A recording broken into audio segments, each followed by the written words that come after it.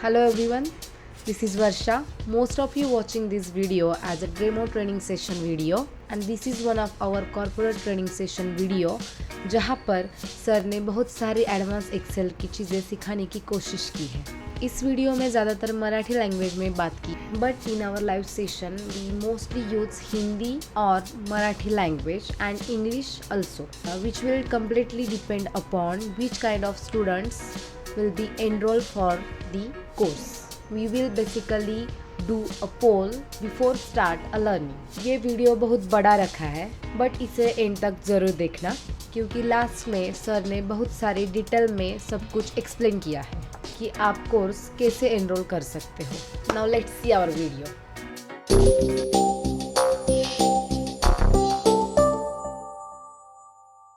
Hello everyone, before watching demo session में आपको syllabus क्या होने वाला है ये दिखाना चाहता हूँ। जैसे कि आप स्क्रीन पर देख रहे हो, टोटल 20 to 30 चैप्टर्स में अपना पूरा कोर्स समाया है। हर चैप्टर को सिखाने में लगभग 1 से 2 सेशंस का पीरियड रिक्वायर्ड है। So course 35 to maximum 50 days में हम कंक्लूड कर सकते हैं। I will try to show you the content of the course now. इस कोर्स में हम पहले तो MS ऑफिस की कंसेप्ट समझने की कोशिश करेंगे और उसके बाद हम एक्सेल का पर्सपेक्टिव क्या होता है वो सीखेंगे। फिर हम एक्सेल की बेसिक्स जानेंगे जो कि ये रही।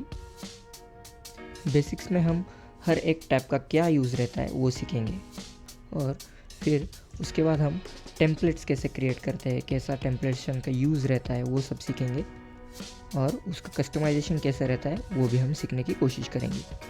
उसके बाद हम थोड़ी थोड़ी एडवांस चीज़ें स्टार्ट करेंगे जैसे कि फील ऑप्शंस हुआ, कंट्रोल्स हुए। सो ये सब चीज़ें सीखने के बाद आप actual controlling of the Excel सीख पाओगे। इसके बाद हम एडवांस कंडीशनल फॉर्मेटिंग और ये सब भी इसमें सीखने वाले हैं। फिर ये चीज़ें एडवांस करते करते हम बहुत सारे functions and pivot tables and everything of the Excel सीखने वाले हैं। जब ये सारी एडवांस चीज़ें आपको आनी स्टार्ट हो जाएगी तब थोड़ी सुपर एडवांस चीज़ें भी हम आपको सिखाने वाले हैं जैसे कि डेटा वैलिडेशन हुआ, मैक्रोज हुआ, गेट डेटा सोर्सिंग हुआ और पावर क्वेरी हुआ। और लास्ट में मैं आपको Google Sheets and Access DB कैसे यूज़ करते हैं वो भी बताऊंगा क्योंकि उनका वर्किंग एंड बिहेवियर भी सेम ही है as compare to Excel. And बहुत सारी कंपनीज में एक्सेल के अलावा ये दोनों सॉफ्टवेयर भी यूज किए जाते हैं एंड ये सब सीख के आप डेफिनेटली प्रो एक्सेल यूजर बन जाएंगे। And trust me, this is the perfect Excel course for you and your career. तो ज्यादा टाइम लगाते हुए एनरोल करिए। लास्ट में मैंने एनरोलमेंट प्रोसेस का एक्सप्लेनेशन दिया है और डेमोन्स्ट्रेशन स्टार्ट करते हैं in 3, 2, 1 now. Let's see what is Excel. Excel is generally a database where you can store your data in tabular form. Basic thing we need to know about Excel is what we can reference the things. Referencing means what? We can give the reference of particular cell to particular cell. We are going to sum these both cells. Okay. So there are two options we can do this. One is from the sum method, sum function, and second is we can directly reference the cells to calculate the things. Okay. How we can use sum formula? You can go to home. Here is the auto sum function. You can directly click it also, or by here you can select which kind of thing you want to calculate. Okay, there are sum, average, count, number, max or mean, whatever you want you can select. Okay, so basically we are selecting sum here. You can see on the formula bar, this is the formula bar. You can see on D11 where our selected cell performing the sum function. We can directly reference the particular cell to calculate the things. Means what? I am going to write down the formula directly, that is equal to this cell. This cell, what is the address of this cell? You can see over here also. Okay, plus I want to add this cell into B12. Okay, means what? B12 plus C12. You can see here B12 plus C12. Why I am telling this? Because I wanted to clarify your concept about referencing.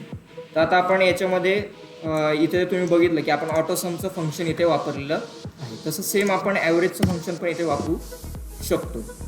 इथे समजा मी गेलो आणि इथे मी average function वापरलं तर याचा average valuation किती येऊ शकते ते मला इथे दिसून येईल. ओके, सेम आहे. इथे मी ॲव्हरेज काढून दाखवतो. मला इथं काउंट नंबर पाठवले. काउंट नंबर्स म्हणजे काय आहे, याच्यामध्ये किती आत्ता नंबर्स आहेत ते मला पाहिजे असेल तर मी रेग्युलर सिलेक्ट करून याचा काउंट नंबर इथे मी काढू शकतो. तुम्ही जर इथे चेक केलं की ॲव्हरेज, काउंट आणि सम हे ऑलरेडी मला सिलेक्टेड सेलचं याने दाखवलेलं आहे. आता याच्यामध्येच मी मॅक्स आणि मीनचं पण पाठवलेलं आहे. याच्यातला मॅक्सिमम नंबर हा शो करेल आणि मिनिमम नंबर इथे शो करेल. ओके, -1 दाखवला कारण की -1 हा मिनिमम नंबर आहे. ओके, सो आता आपण थोडंसं ॲडव्हान्स पार्टकडे वळून इफचं फंक्शन बघणार आहोत. इफ फंक्शन कशासाठी वापरलं जातं एक्झॅक्टली, तर इफ फंक्शन हे जेव्हा आपल्याकडे कंडिशन्स असतात की ह्या कंडिशन थ्रू आपल्याला चेकआउट करायचं की ती कंडिशन जर खरी असेल तर काय व्हॅल्युएशन आली पाहिजे किंवा काय नाही आली पाहिजे हे आपण याच्या थ्रू करू शकतो. त्याच्यामध्ये डिरेक्टली तुम्ही = इफ करून पण फंक्शन वापरू शकता. ते मी पुढे दाखवलेलंच आहे तुम्हाला. पण तरी पण त्याच्या अंडर सम इफ आणि काउंट इफ क्रायटेरियाज येतात. क्रायटेरियाज का म्हणतोय मी, कारण की क्रायटेरियाज म्हणजे आता मला या सेल्समध्ये, सिलेक्टेड सेल्समध्ये फक्त जे पॉझिटिव्ह नंबर आहेत ते काउंट करायचे असेल किंवा त्यांची मला ॲडिशन करायची असेल तर मी कशी करू शकतो, त्याच्यामध्ये मी सम इफचं फंक्शन लावू शकतो. सम इफचं फंक्शन मी कसं लावेल, सम इफ. आता मला रेंज द्यायची, ठीक आहे. रेंज माझी कुठली आहे, माझी ही रेंज. ओके, आणि मला क्रायटेरिया आहे. माझा क्रायटेरिया काय असू शकतो, तर मला आत्ता काय करायचं आहे, मला फक्त ज्या पॉझिटिव्ह इंटिजर्स आहेत त्याच्यामध्ये त्याची कॅल्क्युलेशन करायची आहे. म्हणून मी इथे >0 टाकतो. बरोबर, >0 म्हणजे काय, जे 0पेक्षा जास्त असतील त्यांची फक्त इथं मला समेशन हवी. मी एंटर केल्यानंतर याच्यामध्ये जेवढे अबाव 0 क्रायटेरिया असतील त्यांची फक्त समेशन मला इथे दिसून येईल. आणि सेम इथं मी करू शकतो, फक्त मला निगेटिव्ह इंटिजर्सची जर सम पाहिजे असेल तर मी सम इफ माझी रेंज देतो. रेंज नंतर मी माझा क्रायटेरिया डिफाईन करतो की मला आता जे बिलो 0 आहेत त्यांची फक्त मला त्याच्यामध्ये समेशन हवी. तर मी इथे एंटर केल्यानंतर की मला इथे समेशन दिसून येईल. मला सेम काउंट करायचे, जे पॉझिटिव्ह इंटिजर आहेत त्याच्यातले ते काउंट करायचे पहिले, जे निगेटिव्ह असतील ते काउंट करायचे, आणि याच्यामध्ये एक्स किती आहेत किंवा वाय किती आहेत हे पर्टिक्युलरली पण मी काउंट करू शकतो.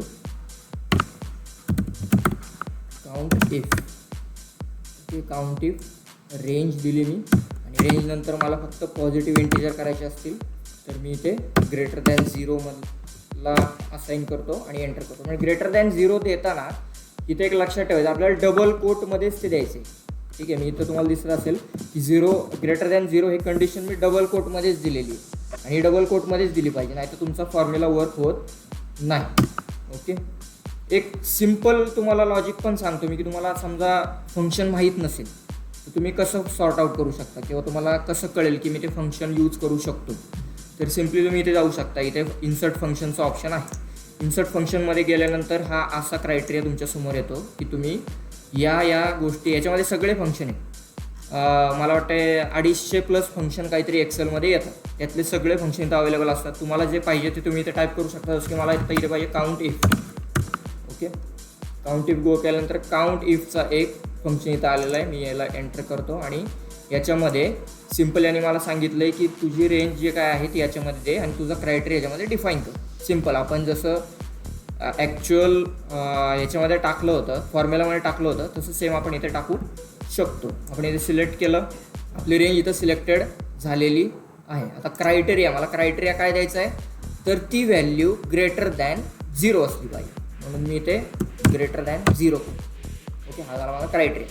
मी ते करतो ओके. आता ओके केल्यानंतर तुम्हाला दिसून येईल की पॉझिटिव्ह व्हॅल्यू पण याच्यात एकच आहे. माझा फॉर्म्युला चुकला आहे, इथे <0 करायला पाहिजे. म्हणजे इथं काउंट येईल 2 का, कारण की याच्यामध्ये निगेटिव्ह व्हॅल्यूज किती आहेत, 1 आणि 2 आहेत. त्याचं काउंटेशन मला इथे त्यांनी दाखवलेलं आहे. आणि हे सगळे फॉर्म्युले आहेत एक्सेलमधले, ते फॉर्म्युले हे डायनॅमिक आहेत. डायनॅमिक म्हणजे काय की तुमचा डेटा जसा चेंज होतो तसं त्याचं व्हॅल्युएशनही खाली चेंज होतं. म्हणजे समजा याच्यातलं एखादं मी काढून इथे वाय केलं तर तुम्ही इथे खाली आता लक्ष द्या 3 रोजकडे, ह्याच्यामध्ये चेंजेस होते का, तर आता त्याला पॉझिटिव्ह व्हॅल्यू एक पण सापडत नाही आहे म्हणून त्यांनी 0 केलं, आणि त्याला निगेटिव्ह व्हॅल्यूज तर ॲज इट इज आहेत, आणि आपण एक वायची व्हॅल्यू वाढवली. तर इथे वाय आहे ॲक्च्युली, ठीक आहे, वायची व्हॅल्यू त्यांनी 1ने वाढवलेली आहे, म्हणून याच्यामध्ये 3चा काउंट आलेला आहे. सांगण्याचा माझा अर्थ काय होता की हे सगळे जे फॉर्म्युले आहेत हे डायनॅमिक असतात. कुठलाही फॉर्म्युला तुम्ही जेव्हा रेफरन्सिंग देऊन वापरता तेव्हा ते डायनॅमिक फॉर्म्युलाज असतात. ओके, आता इफ झिरो फंक्शन मी तुम्हाला सांगणार आहे. इफ झिरो फंक्शन कशासाठी जास्त उपयोगाचं आहे असं मला वाटतं, कारण की बहुतेकदा आपण जेव्हा कॅल्क्युलेशन्स करतो, आता मला काय करायचं आहे, इथे माझ्याकडे एक सिम्पल टेबल आहे ज्याच्यामध्ये माझ्याकडे प्राईस आणि क्वांटिटी आहे. नल व्हॅल्यूचं काय केलं मी ते इथे फॉर्म्युला काढून ओके. तर याच्यामध्ये मला काय हवं आहे की समजा जर झिरो व्हॅल्यू असेल किंवा नल व्हॅल्यू असेल तुम्ही म्हणताय तसं, तर मला त्याच्यामध्ये काहीही आलं नाही पाहिजे. ओके, तर मी काय करतो, इफचं फंक्शन वापरतो. आता इफचं फंक्शन हे तुम्हाला जास्त नीट कळावं म्हणून मी एफ फंक्शनने करून दाखवतो. ओके, इफचं फंक्शन मी घेतलं. आता लॉजिकल टेस्ट माझी काय आहे, माझं लॉजिक काय आहे, इथं काय झालं पाहिजे, कॅल्क्युलेशन झालं पाहिजे. कशाचं झालं पाहिजे, या दोन्हीचं. म्हणून मी काय करतो, इथे मी लॉजिकल टेस्ट देतो, दिस इंटू दिस आलं पाहिजे. ओके, माझी लॉजिकल टेस्ट संपली. हे जर ट्रू आलं, ह्याचं आन्सर जर ट्रू आलं तर काय झालं पाहिजे, सिम्पल मेथड, सेम मेथड इथं कॉपी पेस्ट झाली पाहिजे की ह्याचं आन्सर हे 36 आलं पाहिजे. आणि फॉल्स असेल तर काय आहे, फॉल्स असेल तर काहीच नाही आलं पाहिजे. ओके, मी इथं एंटर केलं आणि ओके केलं. ओके केल्यानंतर मी जेव्हा हे आता इथं फॉल्स आले बघा. फॉल्स का आलं, कारण की मी फॉल्स व्हॅल्युएशनच डिफाईन नाही केली. फॉल्स व्हॅल्युएशन मी जर डिफाईन केली, आता इथं तुम्ही समजा बघत असाल तर ट्रू व्हॅल्यू मी डिफाईन केलेली आहे की ट्रू आलं तर काय आलं पाहिजे, त्याचं कॅल्क्युलेशन झालं पाहिजे. पण फॉल्सला मी काय दिलं आहे का, म्हणून त्याचा आन्सरेशन हे फॉल्स आलेलं आहे. मग याच्या ठिकाणी मी फॉल्सला काय करू शकतो, नल व्हॅल्युएशन प्रोव्हाइड करू शकतो. नल व्हॅल्युएशन कसं प्रोव्हाइड करू शकता तुम्ही, डबल कोट दोनदा टाकून करू शकता. डबल कोट दोनदा टाकणं म्हणजे काय की त्याच्यामध्ये काही डेटा नाही थोडक्यात. ओके, आता तुम्हाला बघितलं असेल की इथं हा डेटा गेला असेल, पण ह्याच्या ठिकाणी तुम्ही कस्टमायझेशन कसं करू शकता, ते इथं काही टाकू शकता तुम्ही की एंटर क्वांटिटी. ओके, असं करून तुम्ही तुमचं ओन कस्टमायझेशन तुम्ही तुमच्या फॉर्मॅट्समध्ये लावू शकता. आता एक सिम्पल मी लॉजिक बनवलं होतं इथे की आपला क्रायटेरिया काय असेल आणि क्रायटेरिया वाईज आपलं आन्सर कसं चेंज होतं. आता माझा इथं रिझल्ट आहे आणि इथं मार्क्स आहे. सिम्पल आहे, जर मार्क्स माझे 30च्या खाली आले तर रिझल्ट चेंज होईल ऑटोमॅटिकली, इथे फेल येईल. ओके, सेम तुमचा रिझल्ट 45 अबाव गेला तर त्याला सी ग्रेड येईल, प्लस तो 46 प्लस गेला तर त्याला बी ग्रेड येईल, आणि तो 80च्या वर 61 आणि 80च्या वर, 61च्या वर गेला तर तो ए ग्रेड येईल. आणि समजा 90 प्लस गेला तर आता 90ला एने येते. एने काय येते, कारण की मी 90ला डिफाईनच केला नसणार, इथे इज इक्वल टू करायला लागेल. Okay, outstanding. ठीक आहे, 91 आणि 90 आता कुठलाही बघ याच्यामध्ये राहिलेला नाही. इथे मला इथे चुकलं होतं माझं की इज इक्वल टू करायला पाहिजे होतं, कारण की मी 89पर्यंत घेतलं होतं आणि 90 प्लस घेतलं होतं. 90चा फक्त घेतला नव्हता, त्याच्यामुळे तो एरर देत होता. टेक्स्ट टू कॉलम्स काय करतो, तर तुमच्याकडे समजा डेटा आहे पर्टिक्युलर, आणि पर्टिक्युलर डेटा तुम्हाला डिवाइड करायचा आहे एका पर्टिक्युलर डिलिमिनेटर थ्रू, तर तुम्ही याच्या थ्रू करू शकता. कसं करू शकता, तर इथं टेक्स्ट टू कॉलमला जायचं. टेक्स्ट टू कॉलम गेल्यानंतर डिलिमिनेटेड सिलेक्ट करायचं. डिलिमिनेटेड म्हणजे काय की असं एक कॅरेक्टर आपण त्यातलं निवडणार आहे जो की त्याची फोड करेल. ओके, मी याला नेक्स्ट केलं. नेक्स्ट केल्यानंतर हा मला विचारलं की तुला याची फोड कशा थ्रू करायची. मी ते स्पेस थ्रू करणार, कारण की काय याच्यामध्ये कॉमन काय आहे ज्याच्या थ्रू मी याची फोड करू शकतो, तर तो स्पेस आहे. बरोबर, मी इथे स्पेस दिला. याच्या जागी तुम्ही काहीही देऊ शकता. तुमचं समजा कस्टम असेल, तुमच्या नावांमध्ये कॉमा असेल किंवा काही असेल, ते तुम्ही इथे डिलिमिनेटर ॲज अ सेट करू शकता, ऑदर सेट करून. नेक्स्ट करून जेव्हा तुम्ही फिनिश म्हणता तेव्हा तुम्हाला इथे दिसेल की जे IDs आहेत ते वेगळे आलेले आहेत आणि आपला नेम हे वेगळे आलेले आहे. आता आलं कंडिशनल फॉर्मॅटिंग. हे सर्वात सोपं आहे आणि सर्वात सॅटिस्फाईंग फंक्शन मी म्हणतो एक्सेलमधलं आहे की कंडिशनल फॉर्मॅटिंग. कंडिशनल फॉर्मॅटिंग म्हणजे काय, against the condition of the cell we can change the formatting of the particular cell. कसं करू शकतो आपण एक्झॅक्टली. आता मी हा डेटा सिलेक्ट केला आणि मला कंडिशनल फॉर्मॅटिंग लावायचं. कंडिशनल फॉर्मॅटिंग मला काय लावायचं आहे की जेवढी हाय व्हॅल्यू असेल तेवढी ग्रीन दिसली पाहिजे आणि जेवढी लो व्हॅल्यू असेल तेवढी रेड दिसली पाहिजे. असं आपण याच्यामध्ये कंडिशनल फॉर्मॅटिंग करूया. आता याच्यामध्ये कंडिशनल फॉर्मॅटिंग करताना तुम्हाला भरपूर सारे याच्यामध्ये ऑप्शन्स आहेत. याच्यामध्ये पहिल्यांदा ऑप्शन तुम्हाला बघून दाखवतो कसे कसे असतात. हे बघा, याच्यामध्ये तुम्ही ग्रेटर दॅनचं व्हॅल्युएशन असेल तर तुम्ही एखादा हे करू शकता, फॉर्मॅटिंग लावू शकता. लेस दॅन असेल तर लावू शकता, बिटवीन असेल तर लावू शकता, इक्वल टू असेल तर लावू शकता, त्याच्यामध्ये टेक्स्ट कुठला आला असेल तर लावू शकता, त्याच्यामध्ये डेट ऑकर झाली असेल तर लावू शकता. आणि डुप्लिकेट व्हॅल्यू हे सर्वात जास्त वापरलं जातं डुप्लिकेट व्हॅल्यू फाइंड करण्यासाठी, किंवा याच्यामध्ये डुप्लिकेट्स व्हॅल्यू काय असतील तर त्या व्हॅल्युएशन रन होतील. आता याच्यामध्ये डुप्लिकेट व्हॅल्यू नाही आहे होते कुठलीच. 55 मी करतो डुप्लिकेट. हे बघा मी डुप्लिकेट इथे एक व्हॅल्यू केली 55ची. तर 55 रिलेटेड जेवढ्या डुप्लिकेट व्हॅल्यू आहेत तेवढ्या मला इथे दिसून आलेल्या आहेत. पण कलर स्केल कशी करू शकतो? कलर स्केलला सिम्पल आहे. आता हे बघा ह्याच्यामध्ये ही कलर स्केल समजा मी वापरली. या कलर स्केलमधून आपल्याला काय कळतं तर जेवढी मोठी व्हॅल्यू असेल तेवढी ती ग्रीन टाईप दिसेल तुम्हाला, आणि जेवढी लोएस्ट व्हॅल्यू असेल ती तेवढी तुम्हाला रेड दिसेल. ओके, इथे तुम्हाला दिसून येईल की इथे 3 सर्वात रेड आहे आणि 100 सर्वात ग्रीन. आणि त्याच्यामधले जे क्रायटेरियाज आहेत ते त्याच्या वाईज डिम किंवा डार्क आहेत. ओके, मिडल लेवल व्हॅल्यू असेल तर ती येल्लो टाईप आहे. ठीक, म्हणजे ॲव्हरेज व्हॅल्यू म्हणतो आपण त्याला. जसं मी तुम्हाला सांगितलं याचा उपयोग म्हणजे तुम्ही तुमच्याकडे बिग लेवल ऑफ डेटा असतो तेव्हा तुम्हाला याच्यामध्ये सिम्पली बघूनच कळतं की कुठला डेटा कमी. कंडिशनल फॉर्मॅटिंग लावू शकता एकाच सेलला. असं काही नाही आहे की एकाच सेलला एक कंडिशनल फॉर्मॅटिंग लावली तर दुसरी लावता येत नाही, असं नसतं. आता वळूया आपण पायवोट टेबल्सकडे.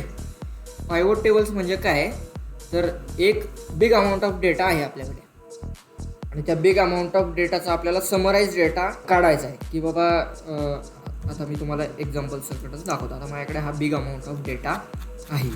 ओके, हा भरपूर मोठा डेटा आहे. जवळपास 245 याच्यामध्ये लाईन आयटम्स आहे. त्याच्यामध्ये सिम्पल आहे, इयर दिलं आहे, रिजन दिलं आहे, सिटी दिली आहे, कॅटेगरी त्यांचं प्रोडक्ट दिलं आहे, त्याची किती क्वांटिटी सेल केली आणि क्वांटिटीचं युनिट प्राईस किती आहे आणि त्याचे टोटल प्राइसिंग किती होतं. हा सिम्पल अमाऊंट ऑफ डेटा इथे आहे. आता याचं मला काय करायचं आहे तर याचा मला पायवोट टेबल तयार करायचं आहे. आता टेबल फॉर्मेशनचं पायवोट टेबल करणं भरपूर इझी आहे. मी डायरेक्टली इथं समराईज विथ डिझाईनला जाऊ शकतो, समराईज विथ पायवोट डेटा करू शकतो आणि मी ओके करतो. ओके केल्यानंतर हा पायवोट टेबलचा काय म्हणतो आपण एक ब्लू प्रिंट इथे तयार झालेली आहे. आता ब्लू प्रिंटमध्ये आपल्याला काय करायचं आहे, सिम्पल गोष्टी फक्त प्लेस करायच्यात आणि डेटा गेट करायचा. आता तुम्हाला पाहिजे तो डेटा तुम्ही पाहिजे त्या वेनी तुम्ही करू शकता. ओके, सो अशा पद्धतीने तुम्ही तुमचा डेटा तुम्हाला हवा आहे तसा कस्टमाइज करू शकता. आणि अजून एक खासियत आहे या पायवोट टेबलची का, कारण की आपण समजा इथे टोटलला समजा डबल क्लिक केलं तर काय झालं, शीट नवीन क्रिएट झाली. शीट नवीन क्रिएट होऊन तो जो मी डबल क्लिक केलेला डेटा होता टोटलचा त्याचा मला आपण रेप्लिकेटेड डेटा म्हणजे ह्यूज डेटा मला तिथून दिसून आला. याच्यामध्येच एक तुम्हाला फंक्शनॅलिटी याची दाखवून देतो की तुम्ही आहे ना स्लायसर्स ॲड करू शकता. स्लायसर्स म्हणजे काय आहे तर एक प्रकारचा सिलेक्शन क्रायटेरिया आहे. ओके, तर मला आता स्लायसर्स काय लावायचं आहे की इयरचा स्लायसर घ्यायचा आहे मला, प्रोडक्टचा नको, क्वांटिटीचा पण सिटीचा घेऊ, इयर आणि सिटीचा स्लायसर घेऊ. मी ओके केलं. आता इयर्स आणि सिटीचा स्लायसर इथं आला आहे. ओके, इयर आणि सिटी. आता काय होईल, ज्या इयरचा डेटा मी सिलेक्ट करेल त्या इयरचा डेटा मला इथे दिसून येईल. अशा पद्धतीने तुम्ही तुमचा डेटा ॲनालाइज करू शकता प्रत्येक गोष्टी. आता हे मॅक्रोज म्हणजे काय आहे एक्झॅक्टली तर macros is a kind of set where you can record your data, record your work to automate further things. म्हणजे काय तर तुमच्या पुढच्या येणाऱ्या गोष्टी ऑटोमेट करण्यासाठी सेम गोष्टी ज्या तुम्ही रोज करता सेम गोष्टी त्या तुम्ही ऑटोमेट करून ठेवू शकता, किंवा तुम्ही स्वतःच्या शॉर्टकट कीजसुद्धा अलाइन करू शकता. तर पेस्ट ॲज व्हॅल्यूचे मॅक्रो मी कशी तयार केली हे तुम्हाला मी दाखवून देतो. तर सर्वात पहिल्यांदा मी फ्लो चार्ट तयार केला paste as value. Paste as व्हॅल्यूची पहिली कंडिशन काय, आता ह्या रेकॉर्ड कुठून करतो आपण एक्झॅक्टली मॅक्रो, तर मॅक्रो रेकॉर्ड करण्यासाठी डेव्हलपर हा टॅब असतो. डेव्हलपर हा टॅब बाय डिफॉल्ट तुमच्या सिस्टीममध्ये नसतो. त्यासाठी तुम्ही इथं होमला राईट क्लिक करायचं, कस्टमाइज रिबनला जायचं.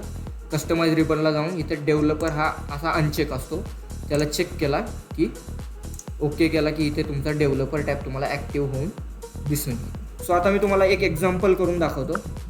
म्हणून आपण इथे नवीन एक स्ट्रक्चर तयार करूयात, फॉर्मॅट पेंटर.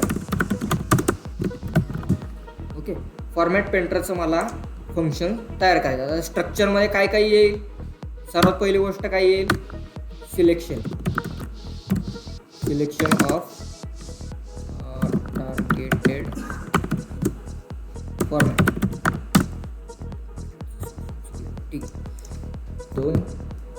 टार्गेट सिलेक्ट केलं, नंतर काय केलं आपण त्याचा डेटा कॉपी केला, कॉपी द डेटा.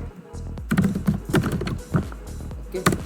थर्ड काय केलं, थर्ड केलं जिथे आपण करणार आहे एक cell, select the cell where you want to select cell, select cell केली. ओके. राईट क्लिक केलं, सिलेक्ट टार्गेटेड सेल, जिथे आपल्याला टार्गेट आहे ती सेल सिलेक्ट केली आणि राईट क्लिक केलं. राईट क्लिक केल्यानंतर चौथं काय केलं, फॉर्मॅटिंग टेस्ट केलं. ओके. फॉर्मॅट टेस्ट केला. ह्या गोष्टी आपण केल्या. ह्याच्यातल्या कुठल्या गोष्टी तुम्हाला वाटते मॅक्रोजमध्ये आल्या पाहिजेत? सेम, करेक्ट, शेवटच्या 2 आल्या पाहिजेत. का? कारण की ह्या ज्या गोष्टी आहेत ह्या चेंज होत असणार आहेत दरवेळी, त्याच्यामुळे ह्या मॅक्रोजमध्ये घेऊन आपल्याला चालणार नाही. बरोबर. आता मी मॅक्रोज तयार करायला घेतो. मॅक्रोज तयार करण्यासाठी डेव्हलपर टॅबमध्ये जायचं. इथे रेकॉर्ड मॅक्रोचा ऑप्शन आहे. रेकॉर्ड मॅक्रो म्हणजे काय की तुम्ही ती जी पर्टिक्युलर थिंग आहे ते रेकॉर्ड करून ठेवताय. ओके. पण आता आपण रेकॉर्ड करणार आहे का? नाही करणार. स्टार्ट रेकॉर्डिंग कधी करणार आहे आपण? 3 आणि 4 स्टेपला फक्त करणार आहे. बरोबर. म्हणून पहिली स्टेप काय आहे? पहिली स्टेप मी माझी सिलेक्टेड कॉपी केलं, टार्गेटला गेलो आणि आता माझी 3री आणि 4थी स्टेप. 3ऱ्या आणि 4थ्या स्टेपला मी माझा काय करेल, रेकॉर्ड मॅक्रो करेल. रेकॉर्ड मॅक्रोला मी इथं नाव देईल की फॉर्मॅट पेंटर. फॉर्मॅट पेंटरसाठी मला आता कुठल्या कुठल्या कीज आहेत ते बघायला लागेल. ठीक आहे, आपण क्यू घेऊया, Q. Okay. Control shift Q केल्यानंतर याचं जे फॉर्मॅटिंग असेल ते सिलेक्टेड सेलला होईल. ओके. डिस्क्रिप्शन काय टाकायचं असेल तर तुम्ही टाकू शकता आणि मी इथं ओके म्हणतो. ओके म्हटल्यानंतर काय आहे, आता ही व्हॅल्यू कॉपीड आहे ऑलरेडी. मला काय करायचं आहे, राईट क्लिक करायचं. मी कुठेही बाकीकडे क्लिक करणार नाही, काय नाही, कारण की जेव्हा मी क्लिक करेल तेव्हा काय होईल, तो रेकॉर्ड करेल की Q36ला क्लिक करायचं. तसं करायचं नाही. मी डायरेक्टली फंक्शन राईट क्लिक करतो. राईट क्लिक करून फॉर्मॅट पेंटर करतो. फॉर्मॅट पेंटर केल्या केल्या कुठलीच गोष्ट करायची नाही, एंटर करायचं नाही, काय नाही, रेकॉर्डिंग स्टॉप करायचं. ओके. जेवढा मिनिमल पार्ट तुम्हाला मॅक्रोमध्ये देता येईल तेवढा तुमचा कोड हा बग फ्री आणि त्याच्यामध्ये कुठलाही ग्लिच राहत नाही. ओके. आता आपण टेस्ट आउट करूया. आपण कुठला हे केला होता, कंट्रोल शिफ्ट क्यू हा शॉर्टकट की आपण तयार केली, control shift Q. Okay. Control shift Q केल्यानंतर माझा जो फॉर्मॅट पेंटरचा मी मॅक्रो रेकॉर्ड केलेला आहे. त्यामध्ये तुम्ही भरपूर साऱ्या गोष्टी रेकॉर्ड करून ठेवू शकता. फक्त तुमचं पेशन्स लेवल पाहिजे. ठीक आहे. म्हणजे तुम्ही तुमचं 5-6 तासाचं वर्क पण तुम्ही 2-3 मिनटावर आणू शकता ह्या प्रोसेस. ठीक आहे. सो हा सगळा पार्ट या सेशनमध्ये आपण कवर करण्याचा प्रयत्न केला. ह्याच्यामध्ये तुम्हाला काय क्वेरीज असतील तर मला तुम्ही विचारू शकता. तुम्हाला काही शंका असेल विचारू शकता. आपण झालेल्या प्रत्येक पार्टमध्ये तुम्हाला हे आपण एवढं सगळं शिकलो, ह्याच्यामध्ये काही तुम्हाला शंका असेल तर तुम्ही याच्यामधून शंका काढून मला विचारू शकता. एवढ्या सगळ्या गोष्टी आपण आज शिकलेलो आहोत. सगळ्यांना कळलं आहे का व्यवस्थित? म्हणजे काय डोक्यावरून गेलं, काय झालं नक्की? भरपूर हार्ड आहे कन्सेप्ट, पण तुम्ही जसे प्रॅक्टिस कराल तसं तुमचं एक्सपर्टीज तुम्हाला येत जातील. Hello everyone, this is Swanand, your trainer. First of all, जो आपने वीडियो देखी उसमें कीबोर्ड पे तबला बजाने के लिए वेरी वेरी सॉरी. ये video as a beginner level आपको समझने के लिए बहुत आसान नहीं होगा, पर आपको एक अंदाज़ा आए कि आप किस लेवल का सीखने वाले हो, इसलिए मैंने थोड़ा सा बड़ा रखा है. ये वीडियो लगभग 2.5 घंटे का था और मैं चाहता तो इसे बहुत ज़्यादा छोटा भी कर सकता था, पर मैं चाहता था कि आप तक बहुत सारी चीज़ें इस दौरान भी पहुँचे. बेसिकली ये वीडियो मैं ज़्यादा दिन तक ऑनलाइन नहीं रखूँगा. ये सिर्फ तब तक लाइव रहेगी जब तक कि मेरा एनरोलमेंट प्रोसेस ऑन रहेगा, और बाकी की जो एनरोलमेंट प्रोसेस है मैं आपको झट से बता देता हूँ. चलिए स्क्रीन पर देखते हैं. This course mainly divided into 2 parts. One is certified and other is non-certified. I'll tell you at last why I split this course into 2 different types of courses. जो लाइव सेशन होने वाले हैं इसमें बहुत ज़्यादा फ़र्क नहीं होगा, but I'll try to show you the key differences between them. Firstly, let's talk about the certified course. Here, we are not offering you any non-granted or bogus certification which is created on a local Photoshop. For your information, let me tell you that we are affiliated to MKCL organization, which is the most popular organization in Maharashtra. They provide different kind of computer courses. You must heard about MSCIT and other courses in Maharashtra. So that course is also under control of MKCL. So we also offering the MSCIT course at our ALC. If you are interested and nearby to Shirwal city, then visit our ALC. You are always welcome here in Shirwal at Pandharpur Phata in Bazar Samiti building, shop number 7-8 near Valentine's Cafe and Champions Academy. Now let's talk about our course. Inside of this certificate course, you will get one application in your laptop called ERA Live. In that app, MKCL recorded theory lectures and practicals are included. Also, you will get everyday training sessions link which is conducted by me. Now let's talk about the requirement.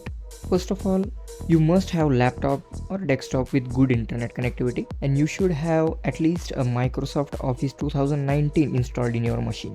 After enrolling for this course, you need to attend all sessions from MKCL Theory app to apply for an exam. And after examination only, you will get the certificate. It will take around 2 to 3 months to get your original certificate from MKCL, and certificate needs to collect from the digital computers only. You can scan this QR code to enroll for the course. You can also find the link of this course in our video description. Now let's talk about the non-certified course. तो ये course सिर्फ उन लोगों के लिए है जिनके लिए actual physical certificate मायने नहीं करता। जो भी लोग सिर्फ एक्सेल नॉलेज गेन करने के लिए एक प्लेटफॉर्म ढूंढ रहे हैं, उनके लिए ये एक बहुत परफेक्ट चॉइस रहेगा। पर इन दोनों कोर्स में जो भी मेन डिफरेंसेस रहेंगे मैं आपको बाद में बता दूंगा, और आपके लिए कौन सा कोर्स बेस्ट रहेगा इसके लिए भी गाइड करूंगा। तो इस कोर्स में MKCL का ऐप नहीं रहेगा, जिसमें सिर्फ आपको ऑनलाइन लाइव सेशंस अपने रहेंगे, उसकी लिंक मिल जाएंगी। उसमें आपको all advance concept of Excel सिखाई जाएंगी, और इसमें जो हम लर्निंग करेंगे वो ऑफिस 365 ओरिएंटेड रहेगी। वैसे ज़्यादा फ़र्क नहीं है ऑफिस 2019 और 365 में, पर मैं जो की डिफरेंसेस है वो आपको लाइव सेशंस में बताऊंगा। और अपने लाइव सेशंस का जो भी प्लेटफॉर्म रहेगा वो MS Teams रहेगा। सो देखते हैं कि इसके लिए रिक्वायरमेंट क्या क्या चाहिए होगी। सो इसके लिए मेजर कोई रिक्वायरमेंट नहीं है, बस आपको एक लैपटॉप, डेस्कटॉप या फिर मोबाइल से भी आप इसको कनेक्ट कर सकते हैं। बस उसको आपके लिए प्रॉपर इंटरनेट कनेक्टिविटी चाहिए होगी। दोनों केस में प्रॉपर इंटरनेट कनेक्टिविटी होना बहुत ज़रूरी है। बस इस केस में आप मोबाइल से भी लॉगिन कर सकते हो, बस आपके मोबाइल में MS Teams का एप्लीकेशन होना चाहिए।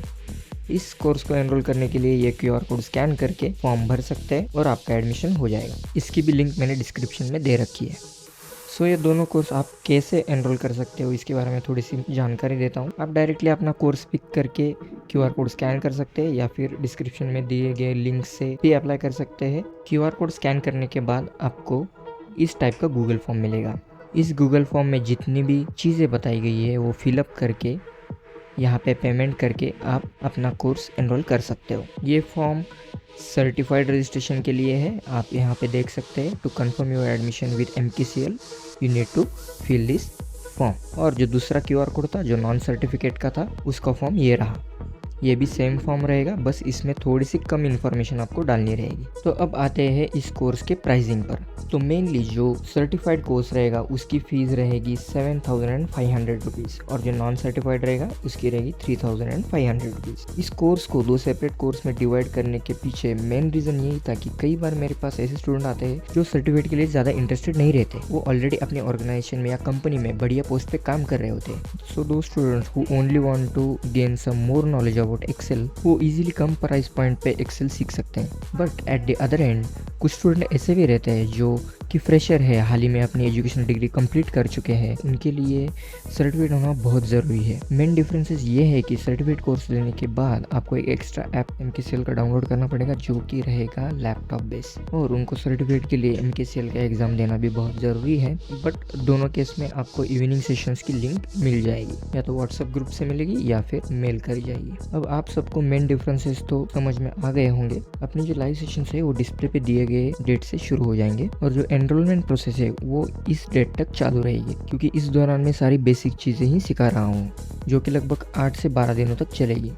ये वीडियो अगर आप देख रहे हैं तो समझ लेना कि एनरोलमेंट प्रोसेस अभी भी ऑन है, और अगर आप शिरवल सिटी के नियर बाय हो तो आप ALC विजिट करके डायरेक्टली अपना एडमिशन कंफर्म करा सकते हैं। If you facing any issues related enrolling then WhatsApp us on this number. तो जल्दी से अपना कोर्स पिक करो, QR कोड स्कैन करो, एनरोलमेंट प्रोसेस कंप्लीट करो, और मिलते हैं अपने लाइव सेशंस में।